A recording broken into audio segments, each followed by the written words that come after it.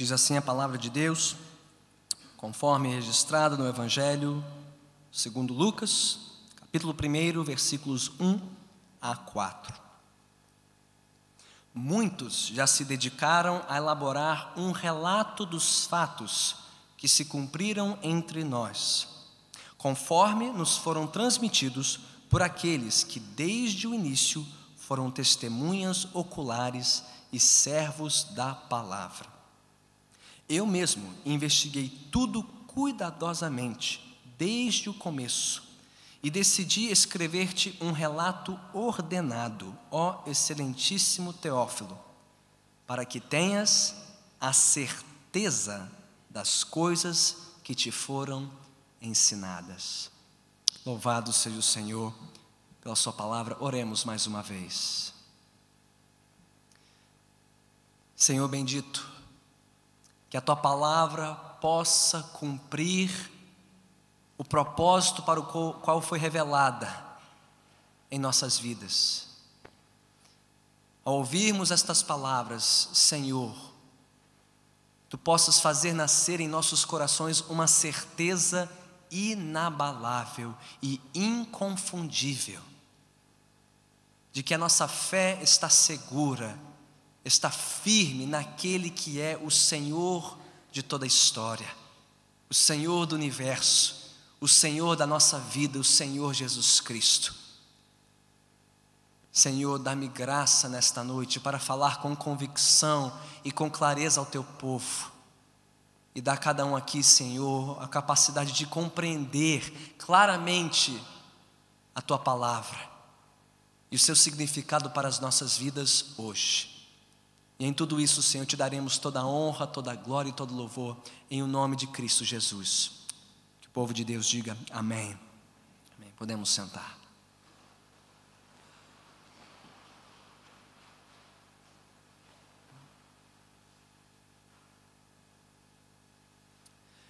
Faz tempo que não terminamos um ano no Brasil, cercados de tantas incertezas. Seja no cenário político, seja no cenário econômico, seja no cenário social ou até mesmo no cenário ambiental, à luz desta tragédia recente no interior de Minas Gerais. Nós não sabemos por certo até agora, apesar de já estarmos em novembro, quão profunda e quão grave é a crise que acomete este país. Mas também faz tempo que nós não terminamos um ano repleto de tantas incertezas no mundo todo, especialmente no Ocidente. À luz dos ataques recentes na França, com o avanço do islamismo radical, eu, pelo menos, ao pensar sobre os meus filhos e as próximas gerações do Ocidente, me pergunto: que mundo é este que os aguarda? Quão certos nós podemos estar da segurança e da integridade do Ocidente no início do século XXI? Mas, para falar a verdade, incertezas e dúvidas não são uma exclusividade apenas de um mundo alheio a Deus, de um mundo distante de Deus, de um mundo que não conhece a Deus. Como disse muito bem o reformador protestante João Calvino, mesmo no coração do cristão mais experimentado, sempre reside uma sombra de incredulidade. Talvez neste ano, o seu coração já tenha passado por momentos sombrios, de muitas dúvidas, de muitas perguntas, de muitas incertezas. Talvez você esteja vivendo agora, neste fim de ano, um momento turbulento, de muita inquietação, de muita dúvida e indagação. Perguntas que não são exclusivas a você, mas que vez por outra rondam o coração de todo crente, como: será que Deus realmente me ama? Será que Ele realmente quer o meu bem? Ou qual é o propósito de Deus para a minha vida?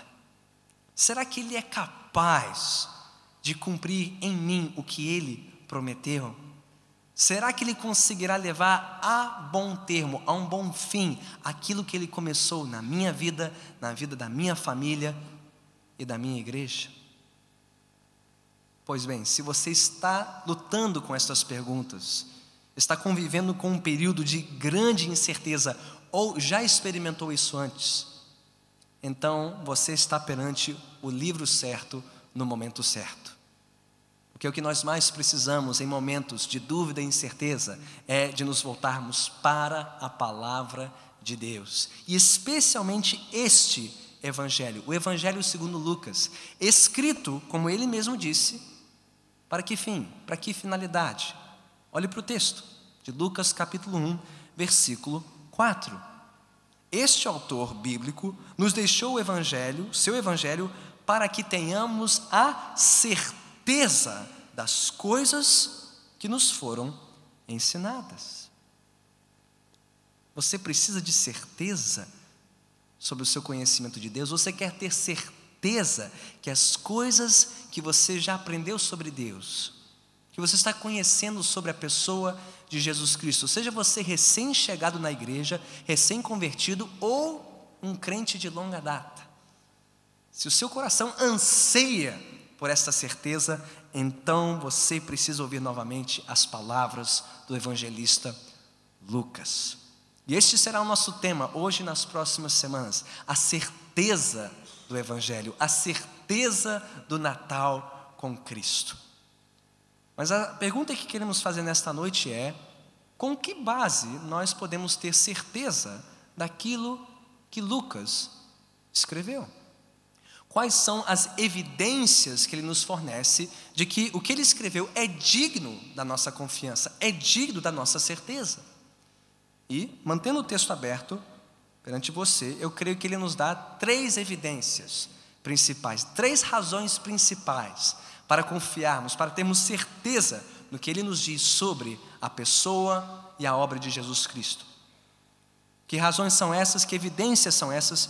Primeiro, ele nos deixou um relato historicamente comprovado. Ele diz isso nos versículos 1 e 2. Muitos já se dedicaram a elaborar um relato dos fatos que se cumpriram entre nós, conforme nos foram transmitidos por aqueles que desde o início foram testemunhas oculares. Lucas já nos assegura que este é um relato historicamente comprovado. O que ele relata aconteceu no tempo e no espaço, foi visto e corroborado por muitos. Segundo, este é um relato, diz ele no versículo 3, que foi cuidadosamente investigado. Eu mesmo, disse Lucas, investiguei tudo cuidadosamente desde o começo. E ainda no versículo 3, ele nos dá uma terceira razão, que é que este evangelho foi criteriosamente ordenado. Ele diz que decidiu escrever-te um relato ordenado, ó excelentíssimo Teófilo. São esses 3 fatos, ou essas 3 evidências que queremos examinar hoje com os irmãos. As 3 razões por que podemos ter certeza do evangelho segundo Lucas. Porque este é um relato historicamente comprovado, criteriosamente investigado e cuidadosamente ordenado. Vamos ver estes pontos um a um. Vamos começar pelo primeiro deles. O evangelho de Lucas é um evangelho historicamente comprovado. Ele se apresenta como autor do evangelho numa linha de autores ou de pessoas que escreveram sobre a vida de Jesus. É assim que ele começa no versículo 1. Muitos já se dedicaram a elaborar um relato dos fatos que se cumpriram entre nós. Ou seja, Lucas reconhece que não foi o único autor de um evangelho, que outros se dedicaram a este empreendimento. Quem foram estes outros? Bem, não sabemos por certo quem Lucas tinha em mente. Como ele não cita os nomes destes muitos, nós podemos pressupor. Talvez ele tenha em mente Mateus, o autor do primeiro evangelho, escrito para um público judaico, um público que queria saber como a vida e a obra de Cristo completava o quê? As promessas, ou cumpria as expectativas do Antigo Testamento. Como o evangelho foi pregado primeiro para os judeus, muito provavelmente Mateus foi o primeiro evangelho a ser escrito como testemunha para o povo judeu. Talvez Lucas tenha em mente aqui o segundo evangelho, Marcos, escrito por uma audiência um pouquinho diferente, uma audiência romana, uma audiência que conheceu o evangelho depois dos judeus. E nós sabemos que Lucas tem um público próprio, um público mais amplo. Este é o evangelho mais extenso, mas também mais abrangente, porque quer apresentar a pessoa de Jesus para o mundo não judeu, ou o mundo gentílico. Aqueles que não cresceram ouvindo a Bíblia, o Antigo Testamento sendo lido, que não conheciam as promessas, não conheciam a expectativa por um Messias, por um Redentor. Então Lucas também deixou o seu relato para este mundo do primeiro século, a sociedade do primeiro século, para onde o cristianismo cresceu além das fronteiras de Jerusalém, da Judéia e do povo de Israel. Mas o que une esses relatos em comum? O que eles têm em comum? Não só Mateus, Marcos e Lucas, ou tantos outros que talvez escreveram outros relatos sobre Jesus. O que eles têm em comum é isso, Lucas nos diz, é que eles são relatos de fatos. Muitos já se dedicaram a elaborar um relato dos fatos, acontecimentos históricos, coisas que aconteceram no tempo e no espaço. E nisto, Lucas se destaca além dos outros evangelistas. Não que os outros evangelhos não sejam históricos, não que Mateus ou Marcos sejam menos confiáveis, historicamente falando. Lucas aqui não está cantando vantagem sobre os demais evangelistas. Mas quando nós lemos o seu evangelho e o comparamos com os outros relatos, nós vemos o cuidado que ele teve em situar a vida e o ministério de Jesus no tempo e no espaço. Olhe comigo para apenas outros trechos deste evangelho. Avance comigo para o capítulo 2, rapidamente. Lucas 2, versículos 1 e 2. Olha como Lucas situou o nascimento de Jesus na história. Lucas 2, versículo 1 e 2. Naqueles dias, César Augusto publicou um decreto ordenando o recenseamento de todo o Império Romano. Este foi o primeiro recenseamento feito quando Quirino era governador da Síria. Olhe comigo para um segundo trecho, no capítulo seguinte, capítulo 3, também versículos 1 e 2, já num outro momento da história, quando o primo de Jesus, João Batista, começou a anunciar, preparar o caminho de Jesus. Lucas 3, versículos 1 e 2 dizem: no 15º ano do reinado de Tibério César, quando Pôncio Pilatos era governador da Judéia, Herodes, tetrarca da Galiléia, seu irmão Filipe, tetrarca da Itureia e Traconites, e Lisânias, tetrarca de Abilene, Anás e Caifás exerciam o sumo sacerdócio.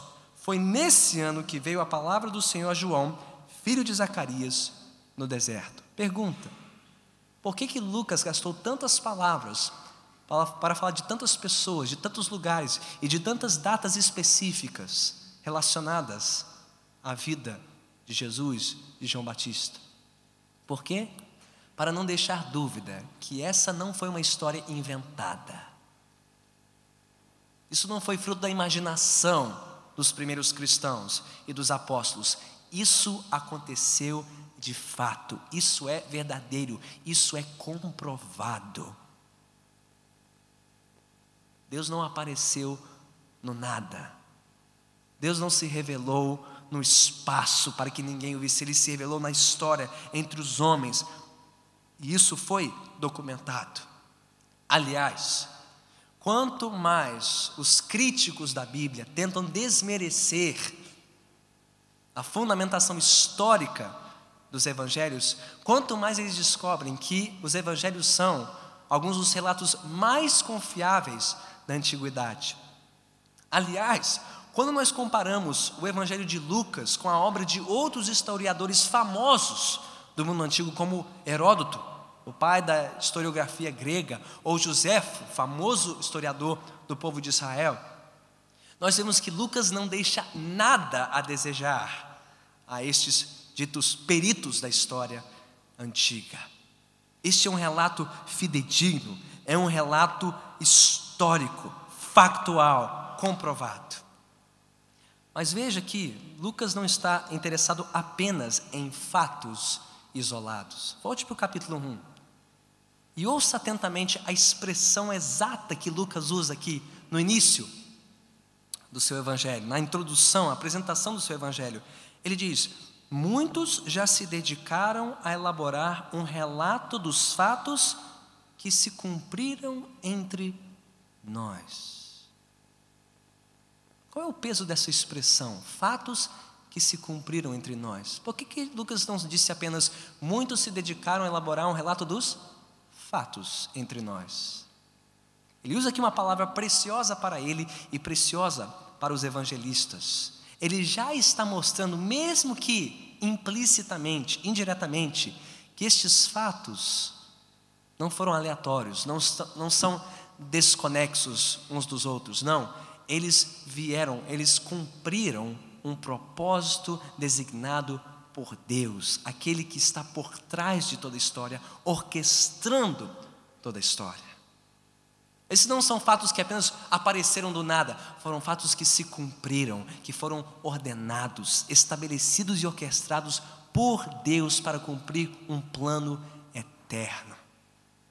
Fatos relacionados àquele que é o centro da história, Jesus Cristo, em quem converge todos os planos e as promessas do Senhor.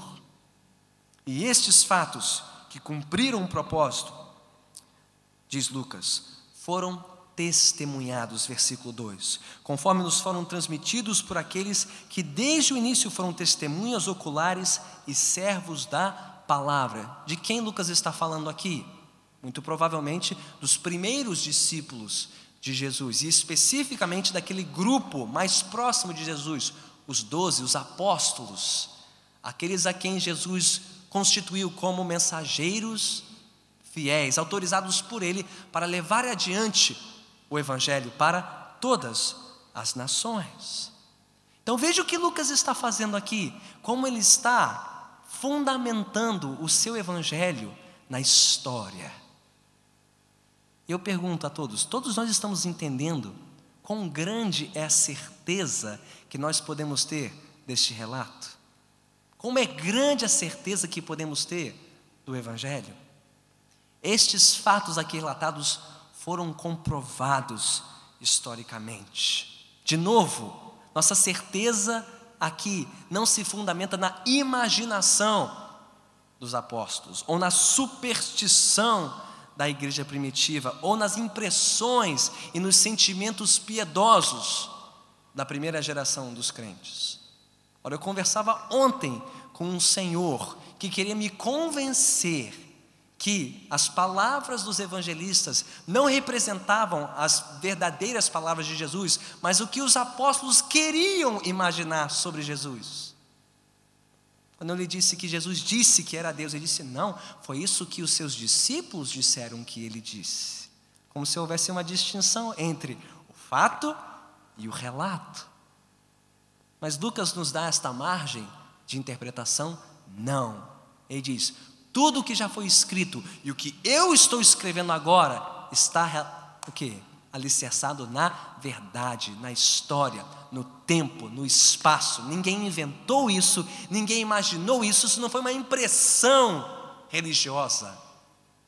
Isso foi testemunhado por servos da palavra, por pessoas comissionadas por Deus para nos transmitir essas verdades, para nos falar de fatos que apontam para um plano ordenado por Deus para a história, e do qual Lucas também foi um relator. Aqui está a primeira evidência, a primeira chave da certeza que nós temos neste evangelho. É um evangelho historicamente comprovado. Mas há mais duas chaves. A segunda é esta: estamos perante um evangelho que foi cuidadosamente investigado. Depois de ter falado dos outros que escreveram sobre Jesus e dos outros que foram testemunhas oculares, ele se apresenta agora no versículo 3 dizendo: eu mesmo investiguei tudo cuidadosamente desde o começo. Veja só, Lucas reconhece para a sua audiência que ele não foi uma testemunha ocular. Ele não viu Jesus, ele não caminhou com Jesus, ele não foi um dos primeiros servos ou mensageiros da palavra, mas isso não faz do seu relato um relato menos confiável ou menos digno da nossa confiança. Por quê? Bem, quando nós investigamos na Bíblia o nome de Lucas, nós descobrimos algumas informações muito importantes sobre este autor. Nós sabemos que, bem, pela tradição, pela história, porque Lucas aqui não cita o seu nome, este livro está associado a ele, e com boa razão. Por quê? Bem, Paulo fala sobre um tal de Lucas, em Colossenses capítulo 4, que era um médico, um homem treinado, um homem culto, um homem instruído e competente para produzir um livro como este. Um homem das letras, um homem das ciências, um homem que gostava de investigar a fundo as coisas, e não menos a razão da sua fé. Paulo também cita este mesmo Lucas em outras cartas suas, sua segunda carta a Timóteo, sua carta a Filemão, mas também em Atos dos Apóstolos. Nós vemos Lucas aparecendo na primeira pessoa, no plural, como um dos companheiros de viagem de Paulo, alguém que acompanhou o apóstolo pelas suas muitas viagens missionárias e que, por isso, teve acesso a pessoas que estiveram lá, que foram testemunhas oculares do ministério de Jesus. Ou seja, na medida em que Lucas trabalhava com Paulo pelo avanço do Evangelho, ele pôde acumular os relatos, ele pôde entrevistar pessoalmente pessoas que conheceram Jesus, que caminharam com ele, os próprios apóstolos, possivelmente até Maria, a mãe do Redentor. Veremos por quê já já. Mas ele teve ampla oportunidade para colher esses depoimentos, investigar tudo desde o começo, a fim de produzir um relato seguro sobre a origem da igreja, sobre a pessoa de Cristo, sua obra, sua missão. Então este Lucas, ele reúne todas as credenciais necessárias para dizer aqui no versículo 3, que investigou tudo cuidadosamente, ou seja, ele agiu como um bom repórter investigativo, entrevistando todo mundo, perguntando sobre tudo, colocando tudo em ordem para nos dar um relato confiável. E não só um relato confiável, este é o evangelho mais extenso dos 4 evangelhos: Mateus, Marcos, Lucas e João. E para aqueles que têm um pouquinho mais de familiaridade com a Bíblia, este é o primeiro volume de 2, porque o livro de Atos dos Apóstolos é um segundo volume nesta obra. Qual a importância disso? Bem, somados, o livro de Lucas e Atos representam o livro mais extenso do Novo Testamento e fazem de Lucas o autor que mais contribuiu para a composição do Novo Testamento. E veja com que credenciais ele escreveu tudo isso e pôde acrescentar coisas aqui que não estão presentes nos outros evangelhos.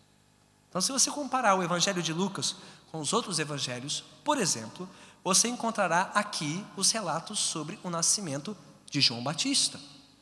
Ele apenas aparece do nada nos outros evangelhos, aqui não.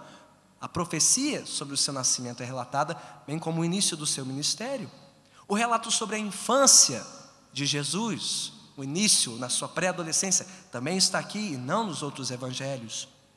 Os hinos de Natal, que o bispo está estudando conosco pela manhã, o hino de Maria, o hino de Zacarias, dos anjos de Simeão no templo, estão todos relatados aqui e provavelmente foram fruto dessa entrevista ou investigação pessoal de Lucas, colhendo essas palavras para registrá-las no seu evangelho. Encontramos neste livro as parábolas do bom samaritano, do filho pródigo e do fariseu e do publicano, que não encontramos em outros textos. E também uma atenção especial às mulheres que participaram do ministério de Cristo. Veja a riqueza de detalhes, veja a preocupação de Lucas ao investigar cuidadosamente tudo sobre a origem da igreja, na vida e na obra de Cristo. O que nos dá maior certeza, o que nós temos aqui em mãos. Sim, este é um livro inspirado também, como Escritura Sagrada, ele também foi inspirado pelo Espírito Santo. Como disse Paulo a Timóteo, toda Escritura é inspirada por Deus e útil para o ensino, para a repreensão, para a correção e instrução na justiça.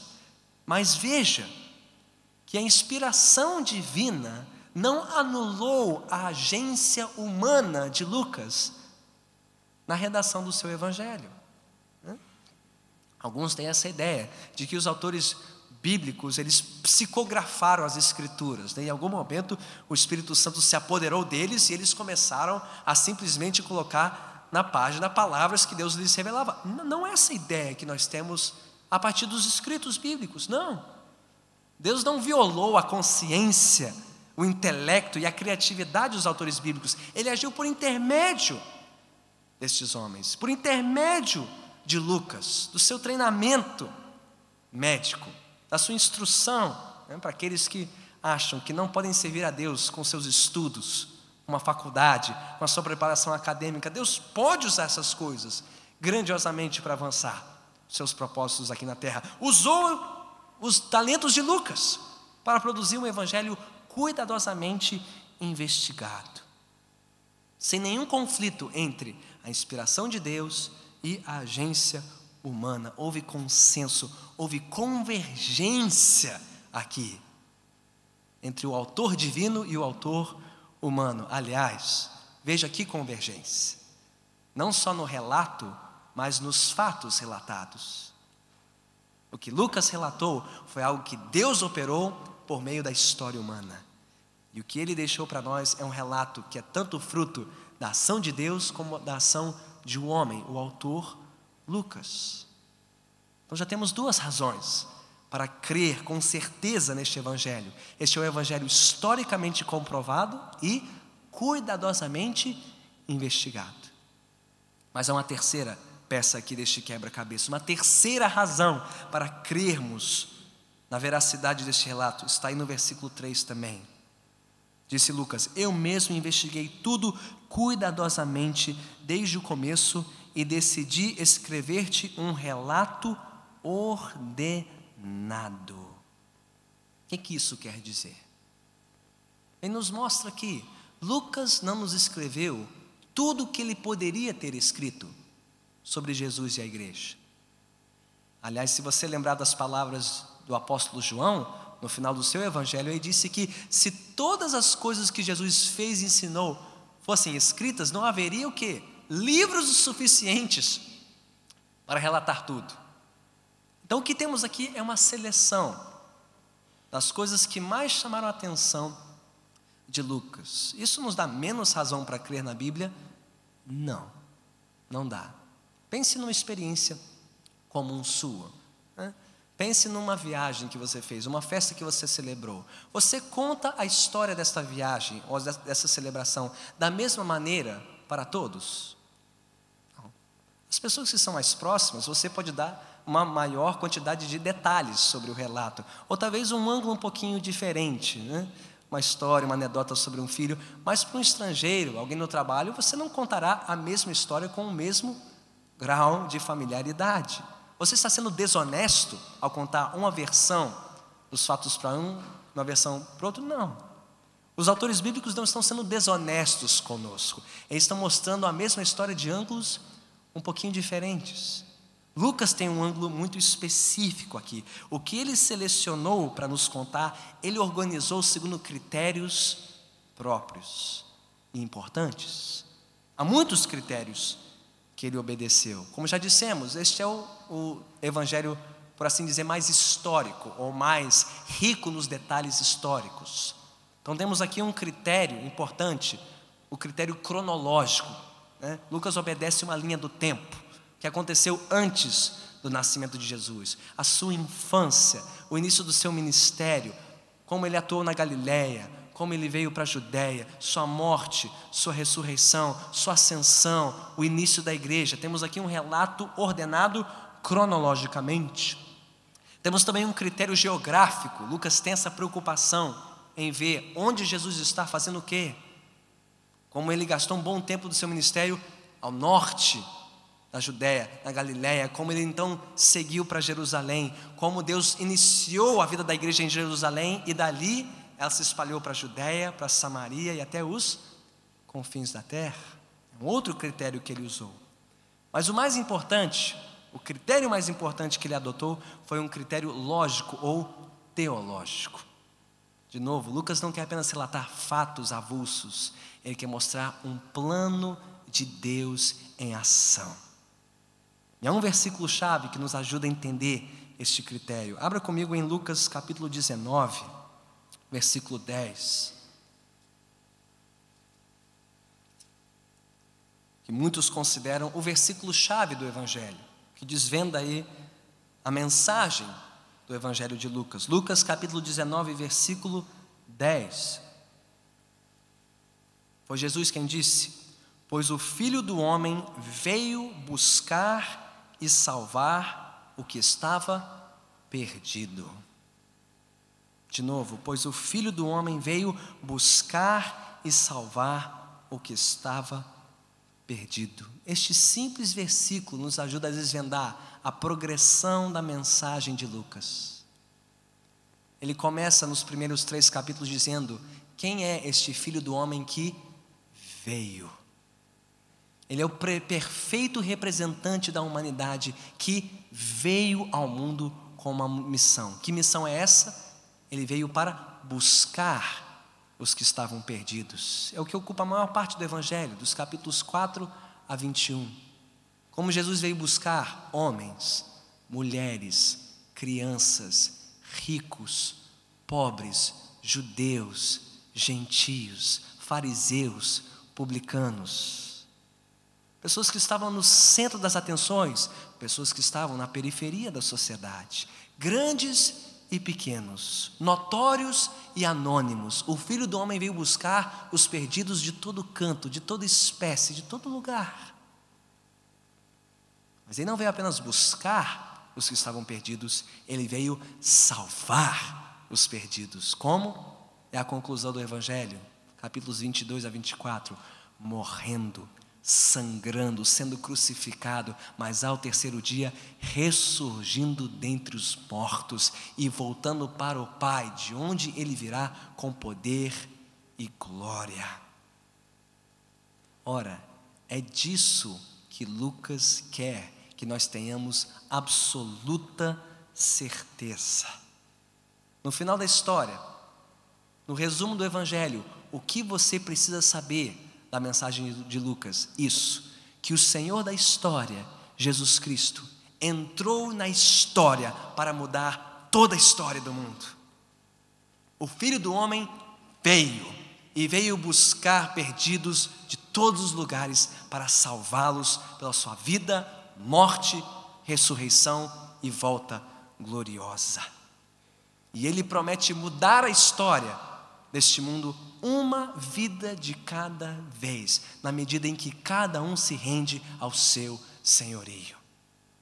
Ele veio ao mundo com uma missão muito específica, mas abrangente, que alcança todo mundo, que é livrar este mundo da sua corrupção, é libertar este mundo da decadência do pecado pelo poder da sua morte e ressurreição, reconciliando uma vida de cada vez por meio da sua graça. Meus irmãos, é disso que o nosso mundo mais precisa saber neste fim de ano. E é isso que nós mais precisamos lembrar neste Natal. A mensagem do Evangelho é a mensagem relatada fielmente, historicamente, cuidadosamente e criteriosamente pelo evangelista Lucas. Então, por todas essas razões que acabamos de examinar, você pode ter certeza de que o que você tem em mãos é fidedigno. De novo, este evangelho é historicamente comprovado. Ele foi cuidadosamente investigado e criteriosamente ordenado. Para quê? Volte comigo para o capítulo 1, versículo 4. Por que Lucas se deu esse trabalho todo? Por que ele se envolveu tanto, gastou tantas horas, tanto suor, tanto esforço para isso? Ele diz no versículo 4: para que nós tenhamos certeza. Certeza. A palavra que Lucas usa aqui é muito específica. Não é alta probabilidade de confiança. Não é assim uma impressão forte. Não, é certeza absoluta, inabalável. Ele escreveu para que os crentes tivessem firmeza da sua fé. Foi por isso que ele nos deixou este relato. Ele escreveu o seu evangelho para este excelentíssimo Teófilo. Pastor, você esqueceu de Teófilo? Não esqueci não. Ele está aqui no final e por uma razão muito importante. Quem é este Teófilo? Bem, de novo, não temos todas as respostas que gostaríamos, todas as informações que desejamos.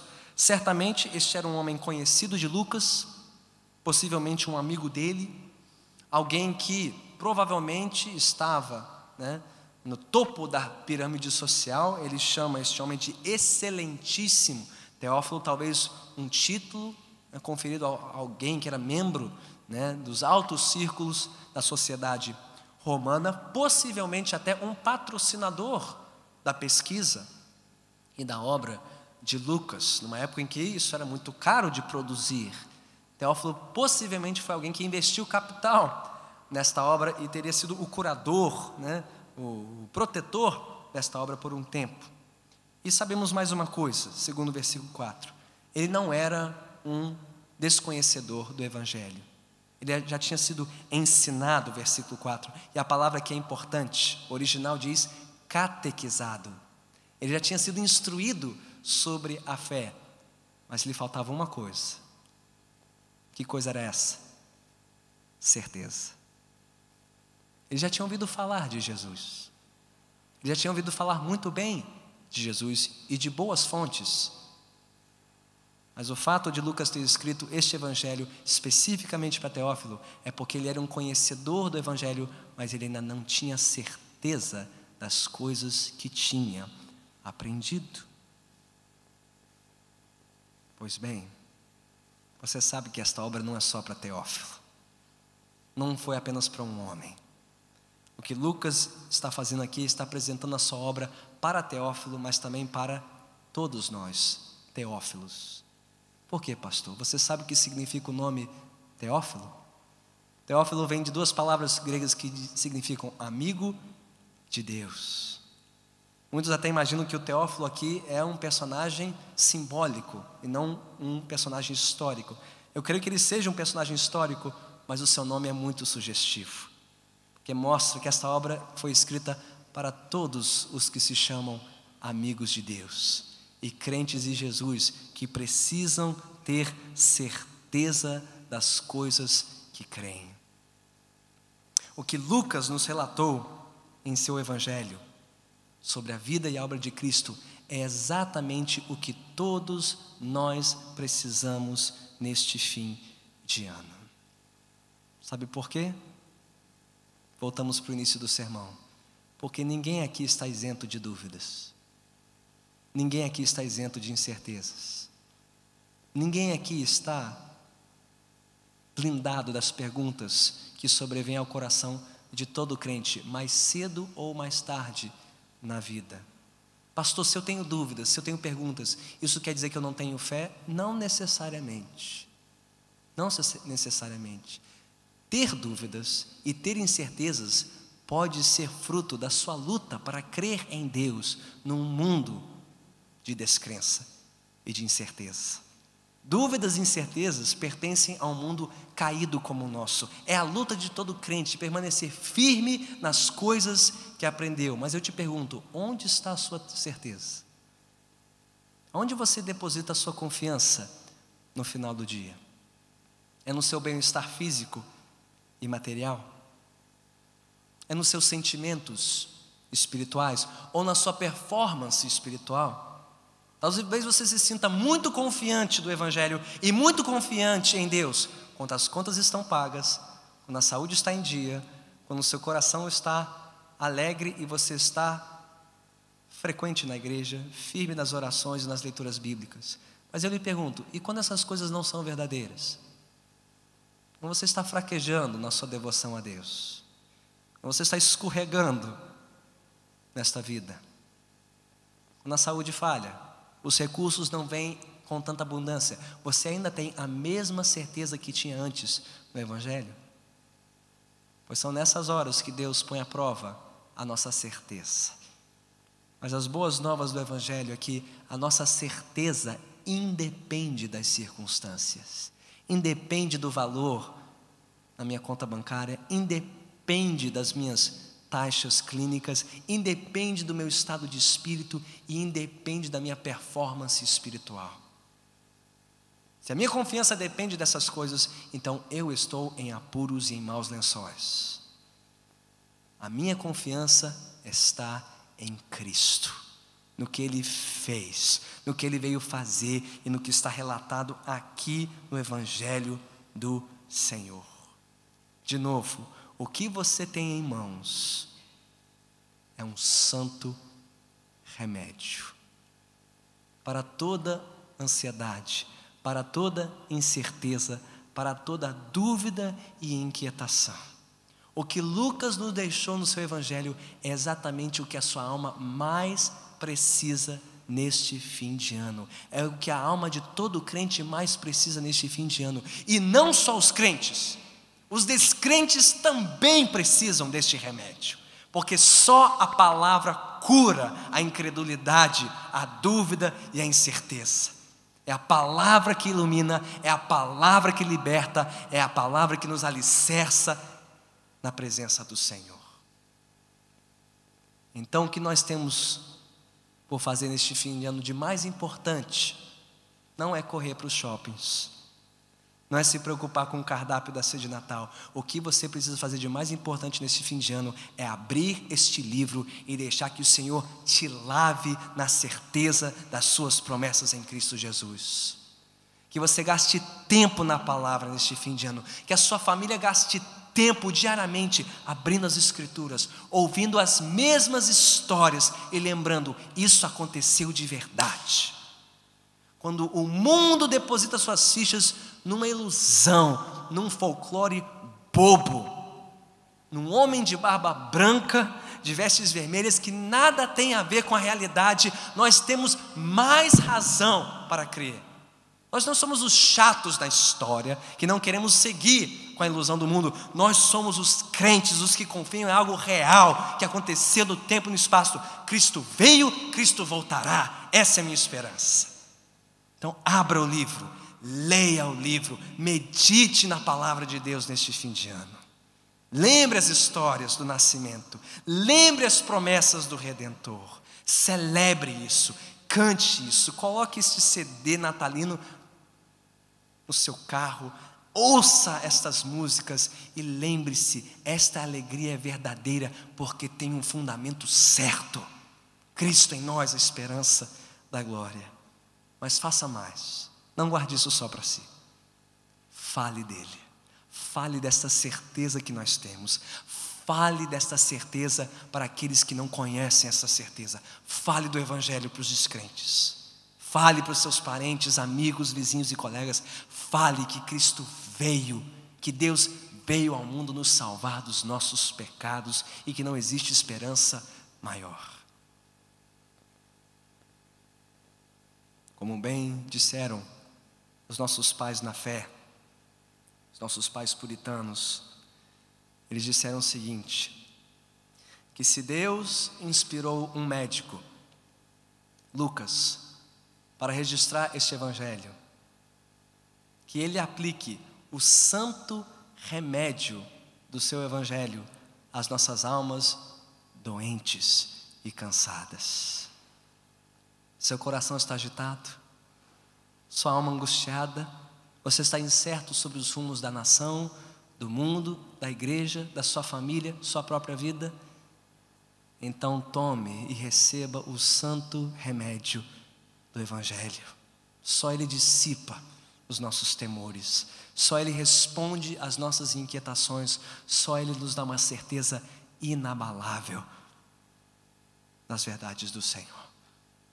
Vamos orar e agradecer ao Senhor. Oremos.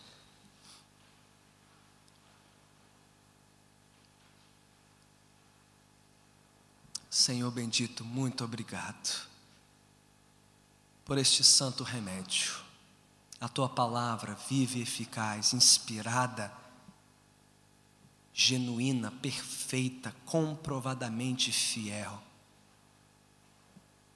registrada e transmitida a nós por homens fiéis, homens como Lucas, cuidadosos, criteriosos, que nos deixaram um relato glorioso do nosso Senhor e Salvador Jesus Cristo. Ó Senhor, ajude-nos a valorizarmos mais este dom precioso, o tesouro da palavra de Deus, neste final de ano.